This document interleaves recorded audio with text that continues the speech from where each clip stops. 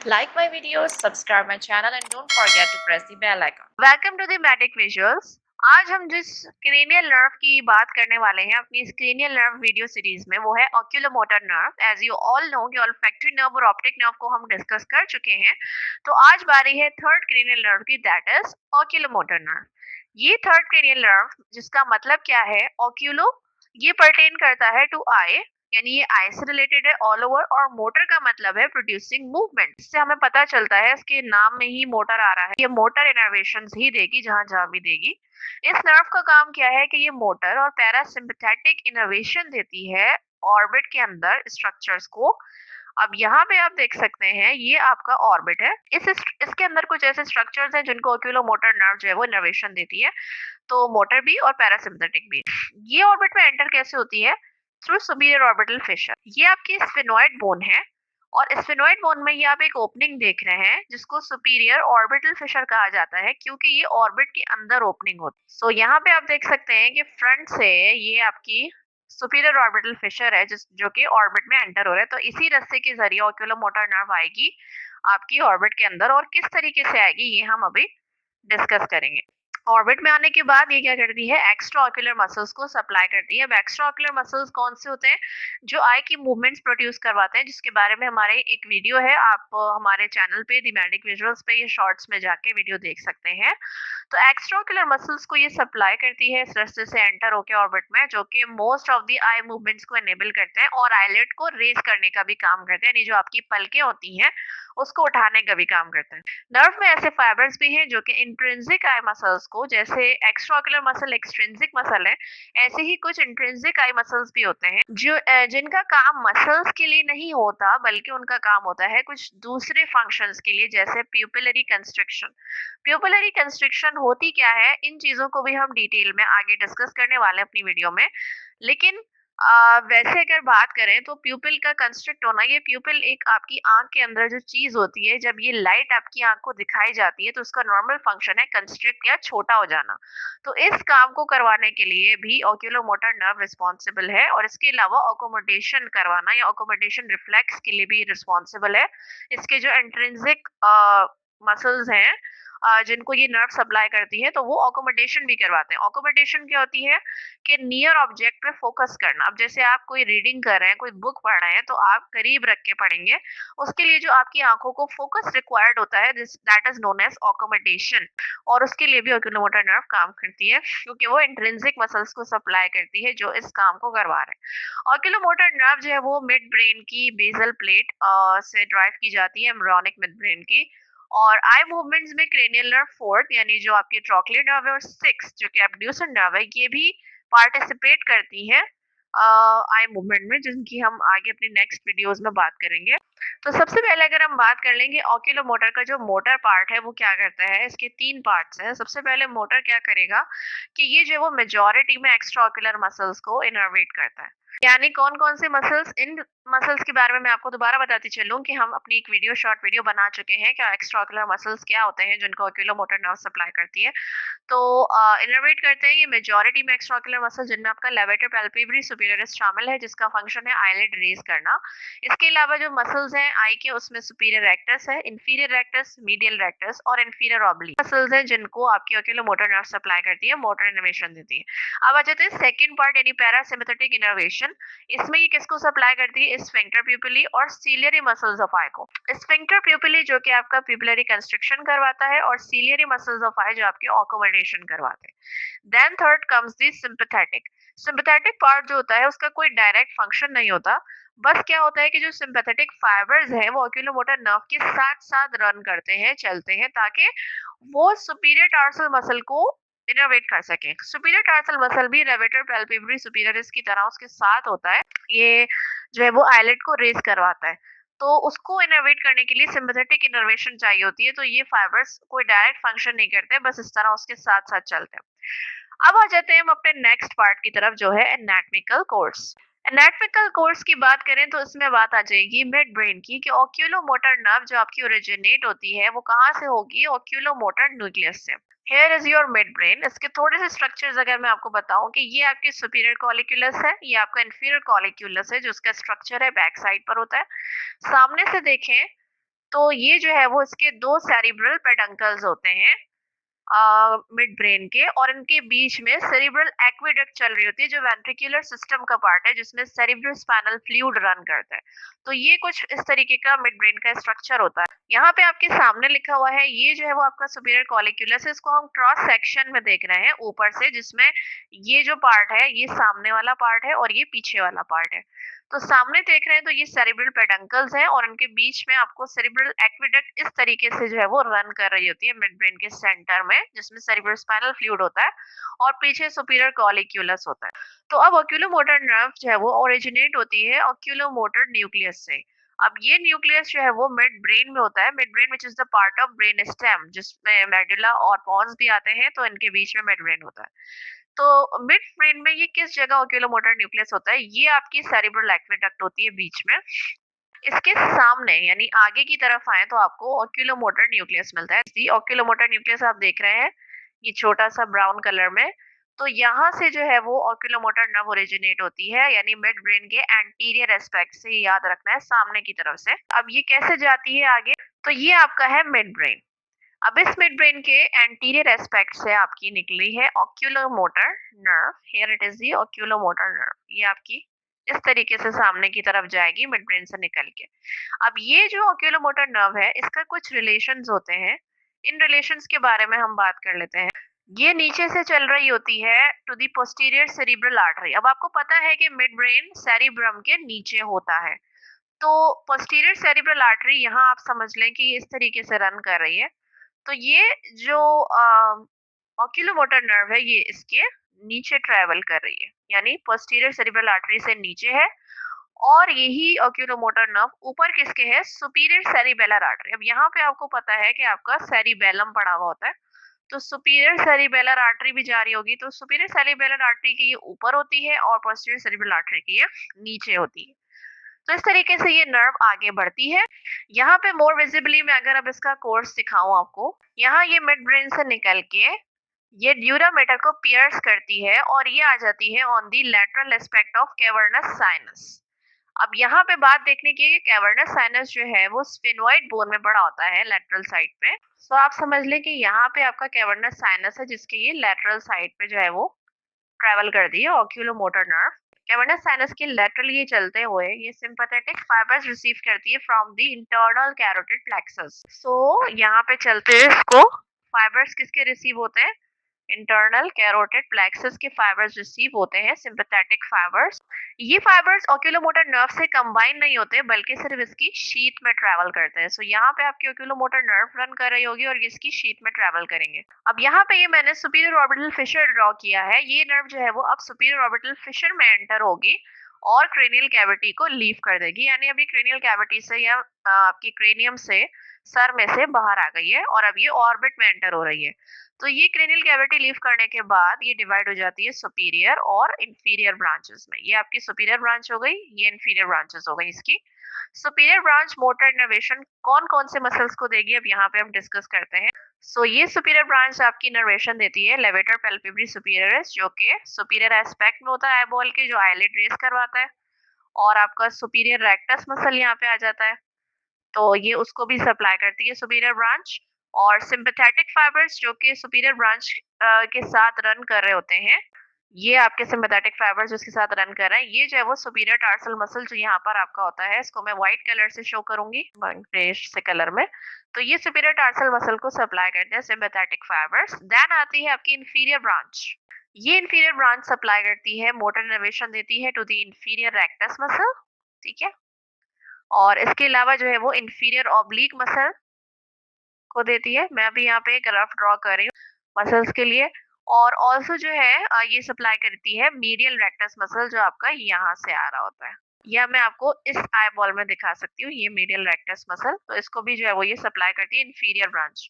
Also supply करती है preganglionic parasympathetic fibres to the ciliary ganglion, जो ultimately sphincter pupillae और ciliary muscles को सप्लाई करता है। इस इमेज में आप देख सकते हैं, here it is your ciliary ganglion, kilometre nerve आपकी निकल रही है। तो यहाँ पे ये सिलियरी गैंग्लियन पड़ा हुआ होता है, जिसको ये सप्लाई करती है इसके जो प्री गैंग्लियोनिक पैरासिम्पथेटिक फाइबर्स, यानी गैंग्लियन से पहले वाले। वो सिलियरी गैंग्लियन को फाइबर्स देंगे जो कि अल्टीमेटली स्फिंक्टर प्यूपिली और सिलियरी मसल्स को सप्लाई करता है, जो आपके प्यूपिलरी रिफ्लेक्स और अकोमोडेशन में काम आते हैं। तो यहाँ पे बात हुई हमारी एनाटॉमिकल कोर्स की खत्म। अब इसके बाद हम मूव ऑन करते हैं न्यूक्लियाई पे। न्यूक्लियाई की बात करूँ तो मैं यहाँ पे वापस आ गई हूँ, जहाँ पे हम क्रॉस सेक्शन में ऊपर से देख रहे हैं, सुपीरियर व्यू देख रहे हैं। ऑक्यूलोमोटर नर्व जो है वो आपकी राइज होती है मेसेंसेफेलॉन या मिड ब्रेन जिसको कहते हैं, उसके एंटीरियर एस्पेक्ट से। तो दो न्यूक्लिया होते हैं ऑक्यूलोमोटर नर्व के। एक ऑक्यूलोमोटर न्यूक्लियस होता है जो कि सुपीरियर कॉलिक्यूलस के लेवल पे ओरिजिनेट होता है। So here it is your oculomotor nucleus. ये न्यूक्लियस कंट्रोल करता है लेवेटर पैल्पेब्री सुपीरियरिस और दूसरे एक्स्ट्रा ऑक्यूलर मसल्स को, एक्सेप्ट फॉर सुपीरियर ऑब्लिक और लैटरल रेक्टस, जिनको ट्रॉक्लियर और एब्ड्यूसन नर्व रिस्पेक्टिवली सप्लाई करती है। सो इसका काम हो गया स्ट्राइटेड मसल को, यानी जो स्केलेटल मसल लेवेटर पैल्पेब्री हो गया और आपका एक्स्ट्रा ऑक्यूलर जितने भी मसल्स हैं उनको जो है वो ये सप्लाई करना ऑक्यूलोमोटर न्यूक्लियस का काम है। नर्व का न्यूक्लियस होता है, इसकी बात हो रही है। देन आता है एडिंगर वेस्टफॉल न्यूक्लियस। ये न्यूक्लियस आपका यहाँ पे बना हुआ नजर आ रहा है, हियर इट इज। ये न्यूक्लियस जो है वो पैरासिम्पथेटिक फाइबर्स देता है। तो मोटर फाइबर्स देना ऑक्यूलोमोटर न्यूक्लियस का काम है, और Edinger Westphal nucleus parasympathetic fibres देगा आई को via the ciliary ganglion and this controls the sphincter pupillae muscle. अब यहाँ पे मैंने एक ड्राइंग करी है जिसमें ये दिखाया है कि जो ऑक्यूलोमोटर न्यूक्लियस है ये मिड ब्रेन में यहाँ पड़ा है एडिंगर वेस्टफॉल से आगे। फ्रंट व्यू से आप देख लें, जो ये वाली आई है, तो इससे मैंने दिखाया है ऑक्यूलोमोटर न्यूक्लियस से ऑक्यूलोमोटर नर्व निकल रही है जो कि एक्स्ट्रा ऑक्यूलर मसल्स को सप्लाई कर रही है।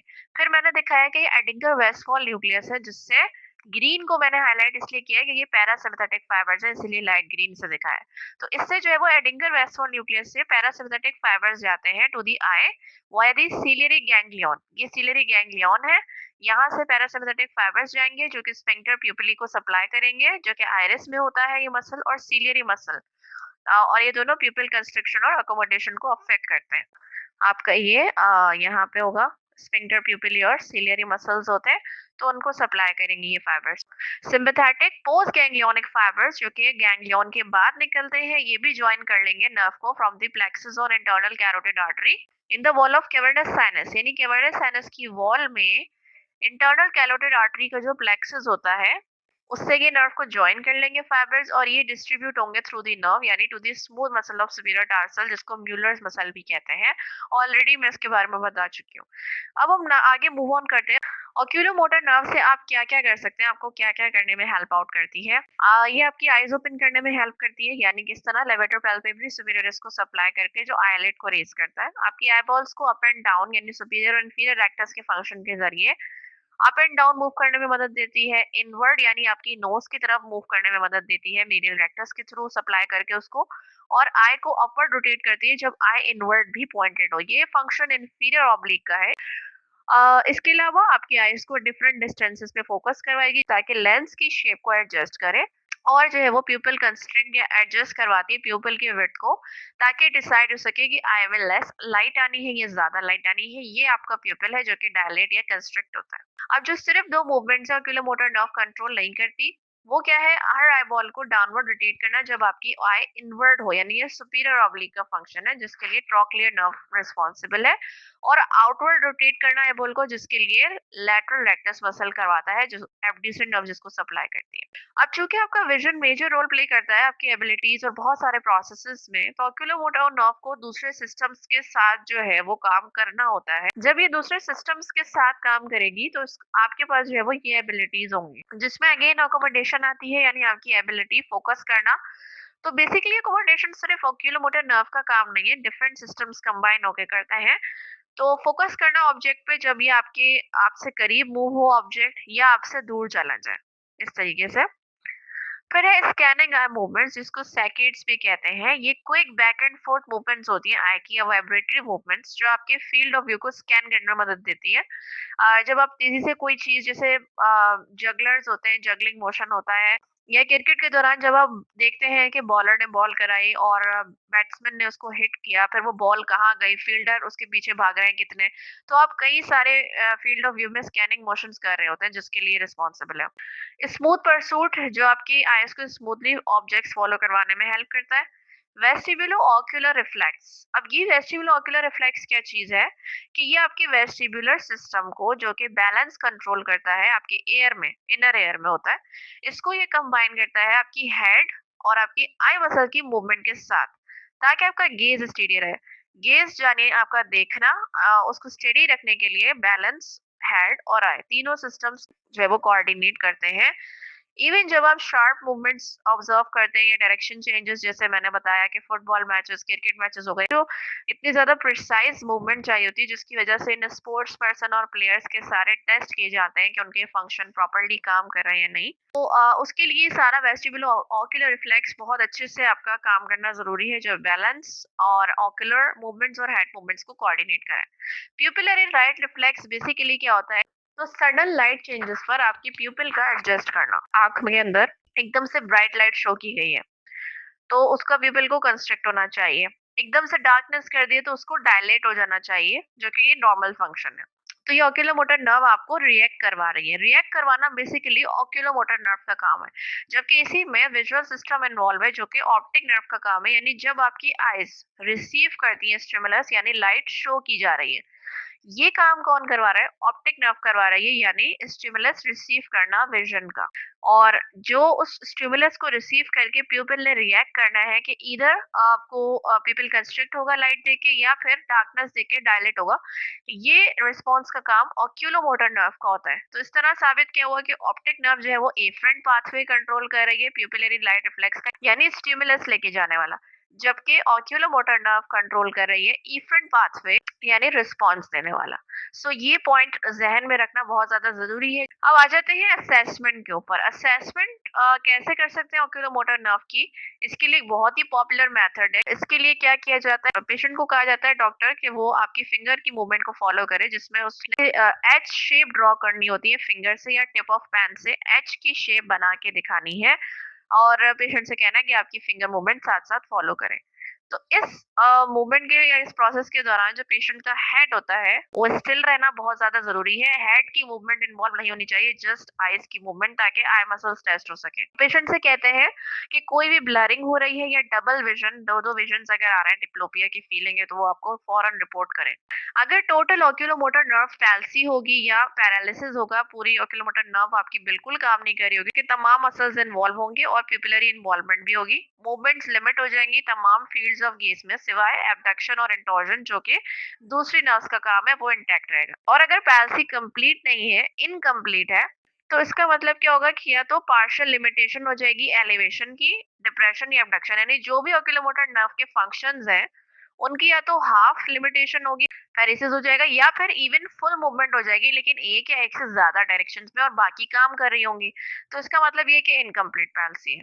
फिब्रिलरी लाइट रिफ्लेक्स और अकोमोडेशन को चेक करने के लिए क्या करते हैं कि आप फिंगर पर्सन के फेस के करीब लेके जाएंगे अकोमोडेशन इंड्यूस करने के लिए, यानी वो फोकस करे आपकी फिंगर पे, आपने बोलना है। तो उनके प्यूपिल्स को इस मकसद के लिए कंस्ट्रिक्ट होना चाहिए। इसके अलावा एक आई में लाइट शाइन करेंगे तो उसमें इक्वल कंस्ट्रिक्शन होनी चाहिए अदर आई में। तो इसके लिए एक स्विंगिंग फ्लैशलाइट टेस्ट होता है, जो टेस्ट करता है स्पेसिफिकली कि ऑप्टिक नर्व का लीजन है या फिर ऑक्यूलोमोटर नर्व का लीजन है, यानी एफरंट प्यूपिलरी डिफेक्ट है या फिर इफरंट प्यूपिलरी डिफेक्ट है, एपीडी और ईपीडी। पेशेंट से कहते हैं कि वो डिस्टेंटली फोकस करे दूर किसी चीज पे, और फिर आप ब्राइट लाइट शो करते हैं उनकी आईज में। स्विंगिंग का मतलब है कि आपने बैक एंड फोर्थ मोशन करना है, यानी तेजी से पहले एक आंख में लाइट शो करेंगे, फिर शिफ्ट कर देंगे दूसरी आंख में, फिर एक आंख में, फिर दूसरी आंख में। अब क्या है कि ये जो नॉर्मल इसका इफेक्ट होता है, जब इंसान नॉर्मल होगा और उसको कोई मसला नहीं है, तो इसमें ये बैक एंड फोर्थ करने से प्यूपिल जो है वो कंस्ट्रिक्ट होगा विद वन आई। अगर जरा सी लाइट नोज के पास पास होगी तो डायलेट हो जाएगा वापस, लेकिन जैसे ही आप दूसरी आंख में जो है वो डालेंगे फ्लैश लाइट की रोशनी, तो वो फिर से कंस्ट्रिक्ट हो जाएंगे प्यूपिल्स। तो दोनों प्यूपिल कंस्ट्रिक्ट होंगे तो आपको constrict constrict constrict constrict response मिलेगा। लेकिन अगर एक आई अच्छे तरीके से नहीं देख पा रही, तो प्यूपिल्स जो है वो अच्छे से कंस्ट्रिक्ट नहीं हो पाएंगे, छोटे नहीं हो पाएंगे। इनफैक्ट क्या होगा कि वो थोड़े से डायलेट ही हो जाएंगे जब आप फ्लैश लाइट को स्विच करेंगे बैड आई में, नहीं जिसमें मसला है। तो वो थोड़े से डायलेट ही हो जाएंगे। तो 10 आपको क्या मिलेगा? कंस्ट्रिक्ट डायलेट रिस्पॉन्स मिलेगा।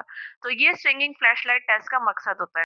अगर लैक ऑफ पीपल कंस्ट्रक्शन दोनों आंखों में होगी तो ये ऑप्टिक नर्व के डैमेज को इंडिकेट कर सकता है, क्योंकि जो आंखें हैं आपकी वो रिसीव ही नहीं कर रही है स्टिमुलस, जो कि ऑप्टिक नर्व का काम है। तो ये जो है वो डिफिकल्ट होता है डिटरमिन करना कि डैमेज जो है वो कहाँ पे आया है। अब हम बात करते हैं क्लिनिकल रेलेवेंस के बारे में। ऑक्यूलोमोटर नर्व पैल्सी, इसकी सबसे पहली रेलेवेंस, ये कंडीशन है जो कि ऑक्यूलोमोटर नर्व के डैमेज से होगी। मोस्ट कॉमन स्ट्रक्चरल जो इसकी कॉजेज है किस वजह से ही हो सकती है, या तो आपके ब्रेन में इंट्राक्रेनियल प्रेशर बढ़ जाए, उसके बढ़ने से जो है वो टेम्पोरल बोन के अगेंस्ट नर्व कंप्रेस होगी, या जो पोस्टीरियर कम्युनिकेटिंग आर्टरी उसमें कोई एन्यूरिज्म या बलून शेप डायलेटेशन हो जाए। कैवर्नस साइनस जिसकी लेटरल एस्पेक्ट में नर्व गुजरती है, वहां का कोई इन्फेक्शन या ट्रॉमा हो जाए। ऑक्यूलोमोटर नर्व जो है वो मोटर और पैरासिम्पथेटिक इनर्वेशन देती है। सो अगर क्लिनिकल फीचर्स इसकी इंजरी की सूरत में क्या होंगे? टॉसिस यानी ड्रूपिंग ऑफ आईलिड, आईलिड जो है वो आप उठा नहीं पाएंगे क्योंकि लेवेटर पैल्पेब्री सुपीरियरिस का पैरालिसिस हो जाएगा। और जो ऑर्बिक्यूलरिस ऑक्यूलाई मसल है उसकी कंटिन्यूअस एक्टिविटी हो जाएगी क्योंकि उसको अपोज नहीं कर रहा कोई मसल। रेस्ट के वक्त आई की डाउन एंड आउट पोजीशन, यानी सुपीरियर और इंफीरियर और मीडियल रेक्टस इंफीरियर ऑब्लिक है उसकी पैरालिसिस की वजह से। सो इसीलिए क्या होगा कि जो लैटरल रेक्टस और सुपीरियर ऑब्लिक मसल है जिनको दूसरी नर्व सप्लाई करती है उनके एक्शन को अपोज करने के लिए कोई नहीं होगा, तो डाउन एंड आउट पोजीशन रहेगी आई। फिर इसके बाद पेशेंट जो है वो एलिवेट, डिप्रेस, एडक्ट नहीं कर सकता आई को, जो कि इसके मसल्स के फंक्शंस हैं। और चूंकि पीपल कंस्ट्रिक्ट नहीं हो पाएंगे, रिफ्लेक्स लॉस हो जाएगा, तो डायलेटेड पीपल हो जाएंगे। अब कौन सी कंडीशंस और डिसऑर्डर्स है जिसको अफेक्ट कर सकते हैं? क्योंकि ये कई ब्रेन एरियाज के थ्रू ट्रेवल करती है, तो सर्टेन ब्रेन कंडीशन उसको अफेक्ट कर सकती है। जब ये करेक्टली काम नहीं करती तो उसको पैल्सी कहते हैं, किलोमोटर नर्व पैल्सी, जिसको बहुत सारी चीजें कॉज कर सकती हैं पैल्सी को, जिसमें सर्कुलेटरी कंडीशंस आ जाती हैं। यानी टाइप 2 डायबिटीज अगर होगी या हाई ब्लड प्रेशर, तो वो ब्लड फ्लो को डिस्टर्ब कर सकता है, जिससे स्कीमिया हो जाता है यानी लैक ऑफ ब्लड सप्लाई, जिसका मतलब कि नर्व डैमेज होना शुरू हो जाएगी, जिससे परमानेंट लॉस ऑफ कंट्रोल हो जाएगा मसल्स का जो कि ऑक्यूलोमोटर से जुड़े हुए हैं। हेमरेजेस या ब्लीडिंग होना ब्रेन में, ये भी जो है वो इसी तरीके की सर्कुलेशन डिस्ट्रप्शन कर सकते हैं। अगर आपके अब इंजरीज आ जाती है कि अगर हेड में कोई ट्रॉमा हुआ है, फेस में और ब्रेन में कोई डैमेज है, तो उससे ऑक्यूलोमोटर नर्व डैमेज हो सकती है और सिग्नल्स करेक्टली लेके नहीं जाएगी। इन्फेक्शंस जिसमें बैक्टीरिया, वायरस और दूसरे पैथोजेंस जो है वो नर्व का फंक्शन डिस्टर्ब कर सकते हैं, जैसे एचआईवी और बैक्टीरिया जो लाइम डिजीज करते हैं। ब्रेन और नर्वस सिस्टम की डिजीजेस जिसमें ब्रेन फंक्शन डिसरप्ट हो जाता है, वो भी ऑक्यूलोमोटर नर्व को अफेक्ट कर सकता है, जैसे माइग्रेन्स या सीजर्स हैं, या बहुत ज्यादा सीवियर कंडीशन जैसे स्ट्रोक या फॉलेज का हो जाना और ट्रांजिएंट इस्कीमिक अटैक। इन्फ्लेमेशन यानी अगर इन्फ्लेम टिश्यूज हैं, स्वेलिंग हो रही है, प्रेशर डाल रहे हैं, उसको दबा रहे हैं और सिग्नल्स जो है वो प्रॉपर्ली रिले नहीं हो पा रहे, ये बहुत सारे रीजन से हो सकते हैं, जैसे ऑटोइम्यून इश्यूज, जब आपका अपना इम्यून सिस्टम जो है वो नर्व टिश्यूज को डैमेज कर रहा है। एग्जाम्पल इसकी है मल्टीपल स्क्लेरोसिस। ट्यूमर्स है जैसे कैंसर और बिनाइन ग्रोथ, जो कि वो भी दबाव डाल सकती है नर्व के ऊपर, इसको डैमेज करेंगी।